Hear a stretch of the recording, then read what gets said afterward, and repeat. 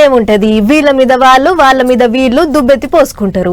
Assembly మీటింగ్లు అంటే ముచ్చట తక్కువ లొల్లు ఎక్కువ అని అనుకునేది ఇదివరకు చాలా మంది. కానీ ఈ నడమ మాత్రం అసెంబ్లీ మీటింగ్లు అంటే చాలు ఎప్పుడెప్పుడా అని అడిగి మరీ తెలుసుకుంటుర్రు, టీవీల ముంగట కూసుంటుర్రు. అందుకేనేమో ఏమున్నా అసెంబ్లీలనే తేల్చుకుందాం అన్నట్టే తయారైతున్నాయి పార్టీలు.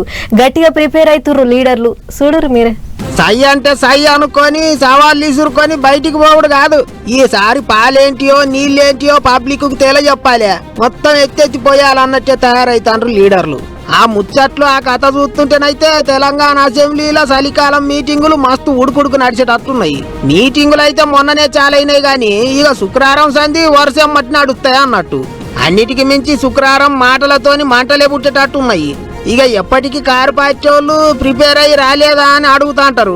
అందుకే కావచ్చు ఈసారి నీళ్ల మంత్రి ఉత్తమ్ సారు తాను ప్రిపేర్ అవుడే కాక సీఎం సార్తోని కలిపి తోటి లీడర్లందరినీ కూకబెట్టుకొని గట్టిగానే ప్రిపేర్ చేయించిండు.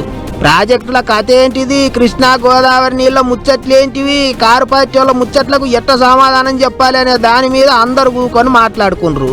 నీళ్ల కిరికిరి మీద మంత్రి టీవీలో చూపించుకుంటా అందరికి అన్ని తీర్ల సమజయ్యేటట్టు చెప్పిండట. నీళ్ల కేటాయింపుల మీద వాళ్ళో మాట వీళ్ళో మాట అనకుండా అందరం ఒకటే మాట మీద ఉండాలి, ఎగసి పార్టీ వాళ్ళను గట్టిగా ఆర్చుకోవాలి అన్నట్టు మాట ముచ్చట్లు చేసుకుంటారట.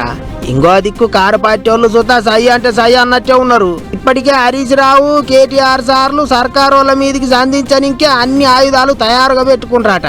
రెండు దిక్కుల నడమ నీళ్ల జవడము ప్రాజెక్టుల పంచాది పొట్టు పొట్టు నడిచేటట్టున్నది. పార్టీ వాళ్ళు సుతా సర్కారు వాళ్ళు ఇచ్చిన హామీల మీద బల్లగుద్ది అడగాలన్నట్టే తయారైండ్రు. మొత్తానికి చలికాలం మీటింగులు సెగలు పుట్టించేటట్టే ఉన్నాయి కదా అనుకుంటారు ఇప్పుడు అందరూ.